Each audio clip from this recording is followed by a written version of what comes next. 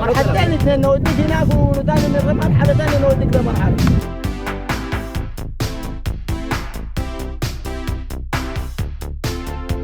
السبلوكة. بناكل على الغروب في السبلوكة. ايوه احمد خلص البنزين.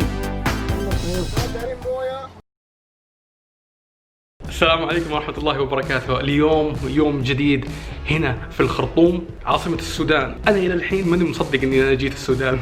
أحس كذا بإحساس غريب. عندي خطة من زمان إني أجي السودان، وكل ما أجي السودان يطلع لي شيء. هالمرة هذه الحمد لله توفقت إني جيت السودان عشان أكتشف جزء من الثقافة السودانية. السودان فيها أشياء كثيرة عشان تشوفها. 3-4 أيام 5 أيام ما تكفين الواحد يزور السودان، بس أبسوي اللي علي عشان أستكشف السودان.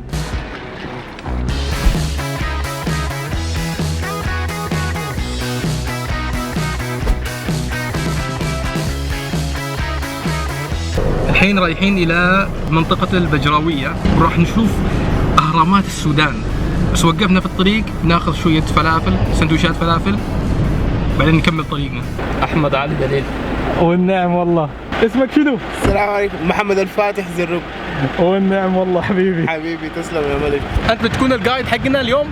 أيوة إن شاء الله معاكم في أي لحظة تيجي السودان، أي مكان، أي زمن. راح أحط الديسكربشن حق الرقم تحت في الديسكربشن بوكس.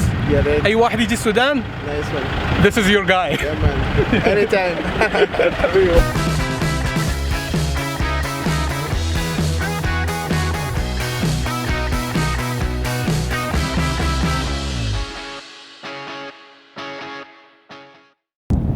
جينا إلى البجراوية وراح نزور مركز المعلومات أول قبل ما نروح للأهرامات ونشوف الأهرامات كيف.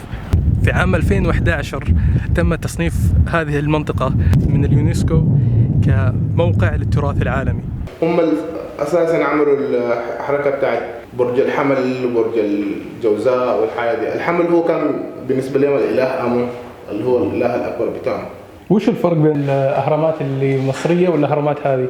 يلا من ناحية هنا أيوة. هنا في السودان الغرفة الجنائزية بتكون تحت الهرم، ما بتكون جوا الهرم، بتكون في زي سلم في الغالب بيكون 33 درجة بنزلك يا إما غرفتين جنائزيات أو في بعض الأحوال بيكون 3 غرف جنائزية. السودان كان اسمها النوبة أول؟ بترجع للأراضي من الشلال الأول وأنت ماشي جنوب. أيوة. ومن الشلال الأول وأنت ماشي شمال دي كمت. بعد ما الرومان جو حتى نسموا lower أو upper Egypt اللي هي لأنه النيل بيمشي من up to down. أيوة. فبيجي من السودان لمصر، السودان upper Egypt، مصر lower Egypt.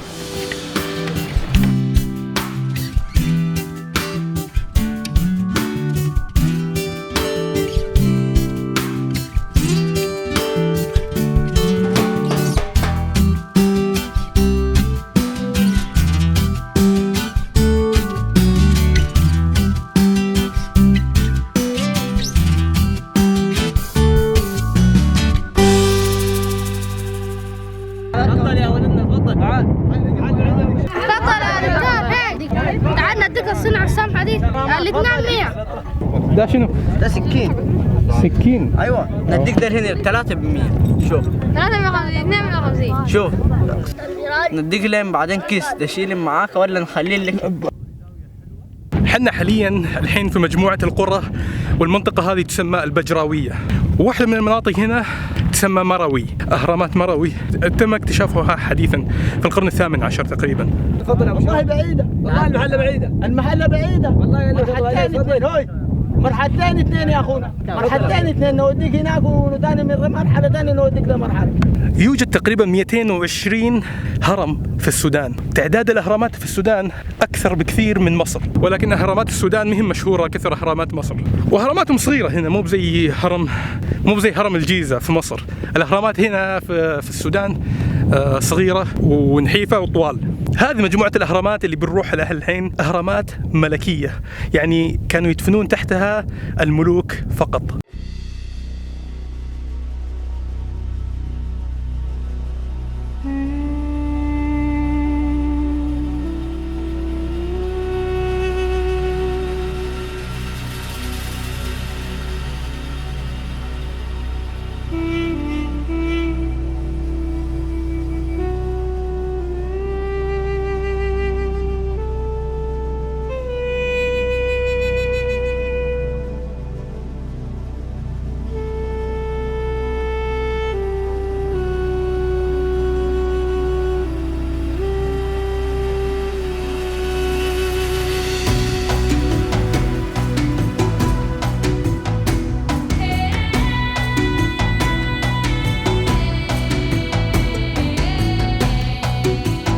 كان شعب حضارة المروي مشهورين جدا بصناعة الحديد وتجارة الحديد، كانوا يطغون على العالم بتجارة الحديد. وتقول واحدة من الفرضيات إنه قد يكون سبب انتهاء هذه الدولة المروية هي نفسها تجارة الحديد، لأن المنطقة هذه كلها كانت مغطاة بأشجار في يوم من الأيام، فكانوا علشان يصهرون الحديد يأخذون الأشجار ويقطعونها وينتجون الحديد، إلى أن وصلنا إلى مرحلة إنه المنطقة تحولت إلى منطقة صحراوية من دون أخشاب غير صالحة لعيش البشر.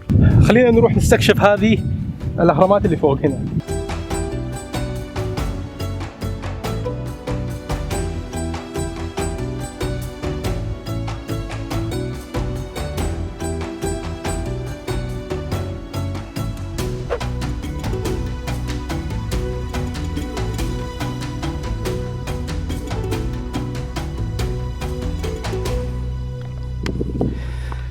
طوب. لو تلاحظون الأهرامات هنا من فوق ما لها راس. هل الأهرامات كانت دائما زي كذا ما لها راس أم لا؟ طبعا لا. لو تلاحظ رسومات فريدريك كايو من القرن ال17 راح تلقى ان الأهرامات هذه رسمها كانت كاملة مع الراس، ولكن بعد القرن ال18 صار في تغيير. في القرن ال18 جاء مستكشف وطبيب اسمه فرلين إلى السودان. فرلين هذا يوم جاء وشاف الأهرامات هذه من الطمع قاعد يكسر رؤوس كل الأهرامات واحد ورا الثاني، ما اكتفى بواحد اثنين، يا أخي كسرت واحد ما لقيت شيء تكسر لك إياهم كلهم. خرب الآثار كلها حقت السودان هنا، كسر كل رؤوس الأهرامات، وفي هرم كسره كامل يبغى يشوف وش فيه جوا، واخذ الذهب وداه لإيطاليا. وش ذا يا أخي؟ ما في أي تقدير للآثار القديمة، شو الطمع الزايد ذا؟ في الأخير الحين احنا قاعدين نذكر بالسوء. معليش أنا شوية منفعل لهذا الموضوع، بس أنا أساساً يغبني إن في أشياء زي كذا تاريخية تعود إلى آلاف السنين وتيجي تكسرها كذا من دون رحمة عشان شوية ذهب زي كذا، كلها متكسرة من فوق للأسف الشديد. والأهرامات هذه كلها كانت كاملة. كانت نية فرلين إنه يسرق أكبر عدد ممكن من الذهب الموجود في كل هرم، إلى أن وصل إلى الهرم رقم 6 وكسره بالكامل واستولى على كل الذهب اللي كان جواته ووداه إلى إيطاليا. يا أخي ليتك كسرت واحد اثنتين، كسرتهم كلهم، عددهم 50 في المنطقة هذه كلها مكسرة من فوق، كسر أبوهم دون أي رحمة. بالعادة يكون في هرم زي كذا، بعدين في مدخل،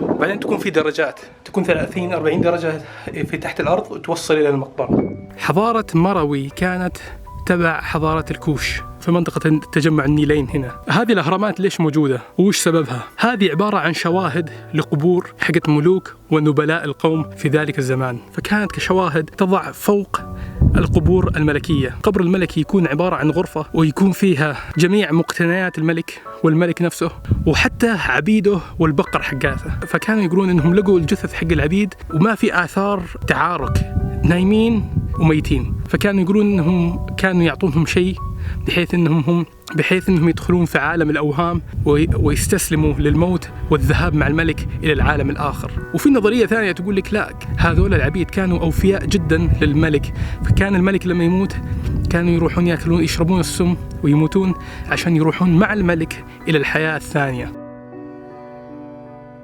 متاثر من بعد، شكله بيطيح قريب بعد. وهذا هرم مكسور بالكامل لدرجة أن الحجارة حقتها جواته كلها، ما في هرم فوق. لا حول ولا قوة إلا بالله. هذه الغرف كلها فيها درجات تحت وتودي إلى الغرف تحت، بس إنهم إلى الآن ما بدوا الحفريات في هذه الأماكن، لأنهم خايفين أنها ممكن تطيح تحت، فلازم يدرسوا المكان وبعدين يروحوا. إلى الآن اكتشفوا هرم واحد أو هرمين بس وطلع التوابيت اللي جوا، الباقي توهم إلى الحين ما حفروها. فمستوعبين وشلون كل هالأهرامات هذه ما حد لمسها إلى الحين ولا اكتشفوا ما بداخلها إلى الآن. في تقريبا حوالي 55 هرم في منطقة مروي بحد ذاتها، شيء عجيب يا أخي. هذه الأهرامات كلها تم إعادة بنائها مرة ثانية، بس يا أخي إعادة البناء مو بزي الحقيقي، مو بنفس حلاوة الحقيقي.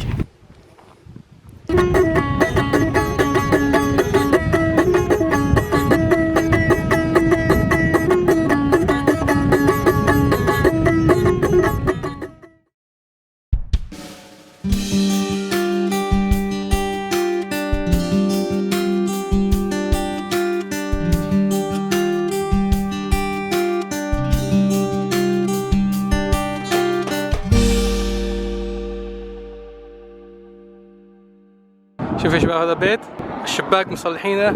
هذا الصندوق حق البيبسي اللي يحطون فيها البيبسي، معطي شكل حلو. هذا لون ثاني. احنا رايحين وين الحين؟ احنا خاشين على الشلال السادس اللي اسمه الثاني على النيل. السبلوغا. السبلوغا بنسميه هنا ده الاسم المحلي لانه ده بيقولوا انه اضيق مكان في مجرى النيل. ايوه. فالسبلوغا يعني نظام مكان ضيق لمرور المياه. وفي الحقيقه السبلوغا ايش؟ السبلوغا هي اصلا الدرينج اللي بينزل مويه المطره من سقف البيت. ايوه على تحت زي حاجه كده بتنزل المويه من فوق. اوكي السبلوغا. ايوه. يا الله على المنظر يا سلام. رايح ما عندهم حاجه بقى. ما شاء الله الاكل جاهز. ايوه.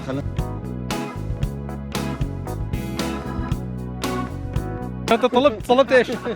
سمك بياض. سمك بياض من النيل. أيوة. هذا اللي كنت تقول 4.5 كيلو. ايوه. اوكي يلا سرعه. بناكل على الغروب في السبلوغا. ايوه. ده الشلال السادس. ايوه هذا الشلال. هناك في مضيق بين الجبال. ايوه. ذاك السبلوغا.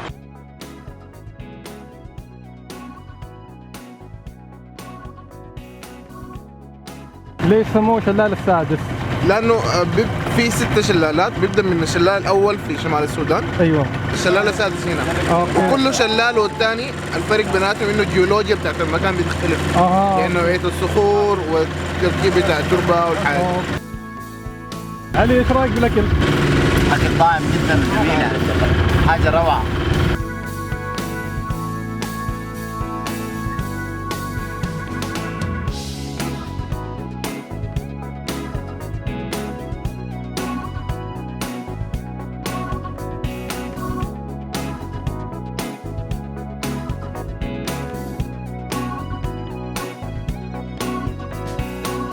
الله.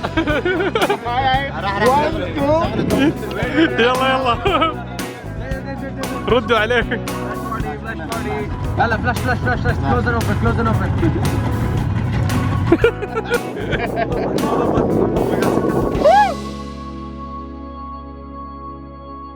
هسي ده عارف يرجع. الحظين نقطة. ايوه امزح. والله العظيم اني قاعد اشوف نجوم في حياتي ما شفت كمية النجوم هذه. للاسف الشديد الكاميرا مو قاعدة تصور زين. شيء منظر خرافي يحبس الانفاس.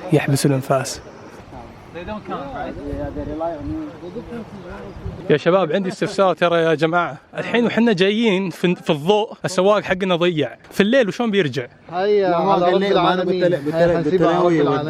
قلت له يطلعنا على الشارع. احمد تعرف تطلع الحين ولا لا؟ تعرف؟ ايوه. في الظلام؟ ايوه. طيب حلو. اشوى. هسه دايرين نروح الخرطوم؟ ايوه ان شاء الله. ان شاء الله. احمد خلص البنزين؟ خلص. ايوه. دايرين مويه اي حاجه؟ لا ما عندكم مويه؟ حسيت اني ساير ربع الخالي يعني.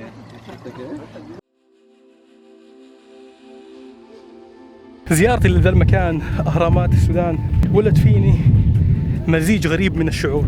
شعور بالفرحة اني انا جيت وشفت المكان هذا، وشعور بالهيبة هذه قبل آلاف السنين ولسه الى الان مبنية.